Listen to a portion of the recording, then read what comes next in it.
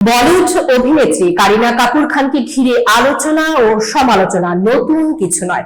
সম্প্রতি Indian state premier league বা ISPL এর একটি ম্যাচে ঘটে যাওয়া ঘটনাকে কেন্দ্র করে আবারও বিতর্কের মুখে পড়েছেন এই অভিনেত্রী। সেখানে নিজের দল কলকাতা টাইগার্সকে সমর্থন জানাতে হাজির ছিলেন কারিনা কাপুর খান ও তার স্বামী অভিনেতা সাইফ আলী খান। তাদের সঙ্গে উপস্থিত ছিলেন দুই সন্তান তৈমুর ও জেদ। ম্যাচ চলাকালে গ্যালারিতে সাইফ কারিনাকে বেশ আনন্দমুখর সময় কাটাতে দেখা যায়। এ সময় সেখানে উপস্থিত হন বিগ বস 13 খ্যাত অভিনেত্রী আরতি সিং।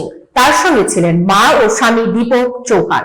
সামাজিক যোগাযোগ মাধ্যমে ছড়িয়ে পড়া একটি ভিডিওতে দেখা যায় সাইফ আলী খানকে সামনে পেয়ে আরতি ও তার পরিবার ছবি তোলার আগ্রহ প্রকাশ করেন।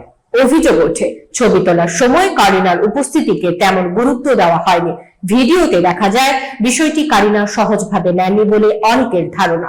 সেখানে তাকে আরতির দিকে তীক্ষ্ণ দৃষ্টিতে তাকাতে দেখা যায়। পরিস্থিতি সামাল দিতে পরে সাইফ আলী খান নিজে কারিনাকে কাছে ডাকেন এবং সবাইকে নিয়ে একসঙ্গে ছবি তোলেন। তবে ভিডিওটি সামাজিক যোগাযোগ মাধ্যমে ছড়িয়ে পড়ার পর থেকেই বিষয়টি নিয়ে ব্যাপক আলোচনা শুরু হয়েছে।